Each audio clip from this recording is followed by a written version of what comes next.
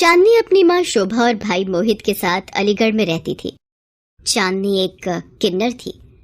मोहित मालिनी नाम की एक लड़की से प्यार करता था और उससे शादी करके घर ले आता है। एक दिन, माँ जी, अगर चांदनी एक किन्नर है तो आपने इस बात को छुपाकर क्यों रखा हुआ है? आपको पता है किन्नर सिर्फ अपने समाज के लोगों के साथ ही रहते हैं। मालिनी बहू, चांदनी मेरी बेटी है, मेरे दिल का टुकड़ा है और दिल को काटकर भला मैं कैसे फेंक दूं? आज कह दिया, अब आगे से ना कहना। मुझे ही इस चांदनी का कुछ करना होगा, वरना ये किन्नर जब तक इस घर में रहेगी मुझे चैन नहीं मिलेगा। मालिनी चांदनी से बहुत ही ईर्ष्या भाव रख रही थी। वो चाहती थी कि किसी तरह चांदनी से पीछा छूट जाए। इसके लिए वो उपाय सोचने लगी। एक दिन, मोहित, ये बात तुम भी जानते हो, कल हमारे भी बच्चे होंगे और एक किन्नर हमारे घर का हिस्सा बनकर रहेगी तो हमारे आने वाले कल पर भी बुरा असर होगा। मैं सोच रही हूँ अगर हम चांदनी की शादी कर दे तो हमारी परेशानी खत्म हो जाएगी और चांदनी के रूप में ये मुसीबत भी इस घर से चली जाएगी। पर चांदनी से शादी करेगा कौन? कोई भी लड़का एक किन्नर से शादी के लिए कभी हाँ नहीं करेगा। है एक लड़का मेरी नजर में, पर दोनों पैर से अपाहिज है। एक एक्सीडेंट में उसकी दोनों टांगे खराब हो गई थी। पर एक अपाहिज के साथ माँ इस रिश्ते को नहीं मानेंगी। तो उनकी बेटी भी तो किन्नर है। कोई भला लड़का पूरी जिंदगी नहीं मिलने वाला। अब चांदनी की शादी इसी लड़के से होगी, वरना मैं इस किन्नर को अपने घर में नहीं रखूंगी। शोभा ये सब सुन लेती है और रोने लगती है। मोहित, तू अपनी बहन की शादी एक अपाहिज लड़के से कर देगा? माँ, तो मैं भी क्या करूं? मेरा अपना भी परिवार है। मालिनी ने लड़का देख लिया है, अब बस चांदनी की शादी कर दो। माँ, मैं इस शादी के लिए तैयार हूँ, तुम अपने आप को कष्ट मत दो। मोहित भैया, मालिनी भाभी, आप मेरी तरफ से हाँ कर दो। बेचारी चांदनी एक अपाहिज लड़के से शादी के लिए तैयार हो जाती है और चांदनी की शादी विनोद नाम के एक अपाहिज लड़के से हो जाती है, जिसे चांदनी ने पहले कभी नहीं देखा था और ना ही विनोद ने चांदनी को कभी देखा था। शादी के बाद चांदनी घूंघट में घबराई और सहमी हुई ससुराल में गृह प्रवेश करती है। उसके बाद उसकी सास चांदनी का घूंघट हटाती है। वो चांदनी का चेहरा देख बहुत शौक हो जाती है। अरे, तू तो एक किन्नर है, तेरी भाभी ने हमसे इतना बड़ा झूठ बोला। हे राम, इतना बड़ा धोखा, हमारे घर में किन्नर बहू आ गई। चांदनी की भाभी ने चांदनी की सास जानकी और विनोद से उसके किन्नर होने की बात छुपाई थी। जानकी चांदनी की सच्चाई जानकर बेहोश हो जाती है। तुम्हारी वजह से अगर मेरी माँ को कुछ हो गया चांदनी, तो मैं तुम्हें कभी माफ नहीं करूंगा। तुम एक किन्नर हो, इतना बड़ा विश्वासघात। माँ जी आंखें खोलिए। चांदनी जानकी के मुंह पर पानी की बूंदें छिड़कती है। जानकी होश में आ जाती है। अरे भगवान, हमारी तो किस्मत ही फूट गई, एक किन्नर को ब्याह लाए हम। माँ, मुझ अपाहिज के साथ जिंदगी भी ये क्या नया खेल खेल रही है? मुझे बिल्कुल पता नहीं था कि मालिनी भाभी ने आप लोगों से ये बात छुपाई है। माँ, अब हम कुछ नहीं कर सकते। इन लोगों ने धोखे से ये शादी करवा दी, हमें फंसाया गया है। माँ, चांदनी ये सब देखकर बहुत दुखी होती है। वो फोन पर माँ को सारी बात बताती है। मालिनी की वजह से आज तुम्हें ये दुख देखने पड़ रहे हैं चांदनी, पर तू हिम्मत मत हार। आज तक तूने बहुत संघर्ष किया है। मुझे पता है तू अपने स्वभाव से इन सब का दिल जीत लेगी। चांदनी चाहती थी कि विनोद की देखभाल कर पाए, पर जानकी और विनोद चांदनी से बात ही नहीं करते थे। माँ जी, मैं रसोई में कुछ मदद करूँ आपकी? आप अकेले इतना काम करते हो। कोई जरूरत नहीं है कुछ भी हाथ लगाने की। एक किन्नर के हाथ का भोजन नहीं करना हमें, समझी? चांदनी रोते हुए अपने कमरे में चली जाती है। एक दिन, माँ, गांव की जमीन बेचकर भी जो पैसे मिले थे धीरे धीरे सब खत्म हो रहे हैं। किस्मत ने मुझे अपाहिज बना दिया है। कहाँ से आगे का गुजारा होगा समझ नहीं आ रहा। विनोद, तू परेशान मत हो, मैं कोई काम ढूंढ लेती हूँ जिससे थोड़ा सहारा तो मिलेगा। माँ, तुम इस उम्र में काम ढूंढोगी? नहीं माँ, मैं तुम्हें इस उम्र में काम नहीं करने दूंगा। काश मेरे पास अपने इलाज के लिए पैसे होते तो मैं ये दिन तुम्हें ना देखने देता। चांदनी ये सब सुन लेती है और वो मन ही मन सोचती है, मुझे विनोद का इलाज करवाने के लिए पैसे जोड़ने ही होंगे, मुझे मेहनत करनी होगी।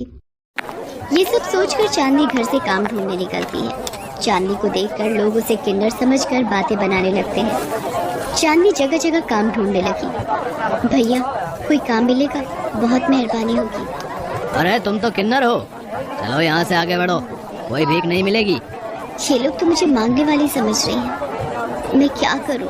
भगवान, मेरे किन्नर होने पर ये लोग मुझे नफरत भरी निगाहों से देख रहे हैं। मेरी मदद करो भगवान, मम्मी, मुझे मम्मी के पास जाना है। Mummy, mummy. अरे गुड़िया, क्या हुआ? तुम रो क्यों रही हो? चुप हो जाओ। तुम्हारी मम्मी कहाँ है? सड़क पर छोटी बच्ची लगातार रो रही थी। चांदनी ने बच्ची को गोदी में उठा लिया और आसपास उसकी मम्मी को ढूंढने लगी, पर जब कोई नहीं मिला, चांदनी बच्ची को उठाकर नजदीक के पुलिस स्टेशन पहुंची। इंस्पेक्टर साहब, ये बच्ची सड़क पर रोती हुई मिली है। घबराहट की वजह से कुछ भी नहीं बोल रही है। एक बार आप देख लेते, शायद कुछ बता दे। ये महिला तो किन्नर दिखाई पड़ती है जी। तो ये आपको सड़क पर रोती हुई मिली है क्या? क्या नाम है बेटा आपका? पिंकी। आपकी मम्मी का फोन नंबर याद है आपको बेटा? Mummy, mummy. बच्ची घबराई हुई है, देखते हैं, थोड़ी देर इंतजार करते हैं, शायद कोई पूछने आ जाए। इतनी देर में एक औरत रोती हुई आ जाती है।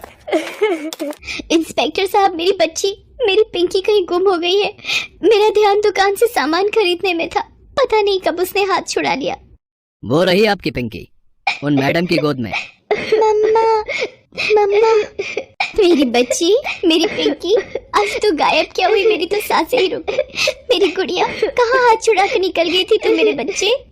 ये सड़क पर रो रही थी, तभी मेरी नजर पड़ गई। आपके बिना घबरा गई थी ये तो भला हो इन मैडम का कि आपकी पिंकी को इन्होंने संभाल लिया, वरना आजकल तो बच्चा चोर को मिनट नहीं लगता बच्चा उठाने में। आपका बहुत बहुत शुक्रिया, आपकी वजह से आज मेरी पिंकी सही सलामत है। उस औरत का नाम विशाखा था। वो चांदनी से पूछती है, किन्नर स्वभाव के बहुत अच्छे होते हैं, ये आज आपने साबित कर दिया। आप यहीं रहते हो क्या चांदनी? चांदनी रो पड़ती है और विशाखा को अपनी सारी कहानी सुनाती है। मैं चाहती हूँ बस मेरे पति ठीक हो जाए, इसलिए मैं मेहनत करके उनके पैरों का ऑपरेशन करवाना चाहती हूँ, इसलिए काम ढूंढने निकली थी। चांदनी, यदि तुम चाहो तो मैं टिफिन सर्विस चलाती हूँ, तुम उस काम में मेरी मदद करके पैसे जोड़ सकती हो। विशाखा जी, आप मेरे हाथों से खाना पर क्यों? तुम भी तो एक इंसान हो चांदनी, इतना मत सोचो, आगे बढ़ो और मेहनत करके अपने पति की सहायता करो। तुमने मुझ पर इतना बड़ा एहसान किया है, मैं भी तुम्हारे लिए कुछ करना चाहती हूँ। अब चांदनी रोजाना विशाखा की टिफिन सर्विस के काम में मदद किया करती थी और विनोद के ऑपरेशन के लिए पैसे भी जोड़ने लगी थी। एक दिन, विनोद, ये रोजाना चांदनी कहाँ जाती है? कहीं कुछ गलत राह तो नहीं पकड़ ली इसने? कभी हमारी नाक कटवा दे। माँ, हमारे लिए तो वैसे भी ये इस घर की बहू नहीं है, फिर हम क्यों फिक्र करें? वैसे भी ये झूठी शादी ही है हमारी। चांदनी बहुत मेहनत करती है और कुछ महीनों बाद, चांदनी, ये 50,000 रुपए तुम्हारी मेहनत के। अभी तुम अपने पति को हॉस्पिटल में ऑपरेशन की बात करो, बाकी सब धीरे धीरे हो जाएगा।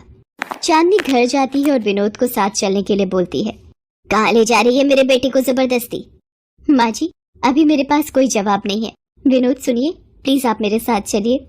चांदनी विनोद को लेकर हॉस्पिटल पहुंचती है। डॉक्टर विनोद का चेकअप करता है। इनके पैर ठीक हो जाएंगे, बस एक ऑपरेशन करना होगा अगले हफ्ते। आप पैसों की चिंता मत कीजिए। तभी विशाखा भी आ जाती है। जानकी जी, आपकी बहू बहुत मेहनती है, इसने दिन रात एक करके टिफिन सर्विस से पैसे कमाए हैं ताकि आपके बेटे का ऑपरेशन करवा सके। ये सब सुनकर जानकी और विनोद बहुत दुखी होते हैं कि वो चांदनी के बारे में कितना गलत सोच रहे थे। कुछ दिनों बाद विनोद ठीक हो जाता है और फिर से काम करने लगता है।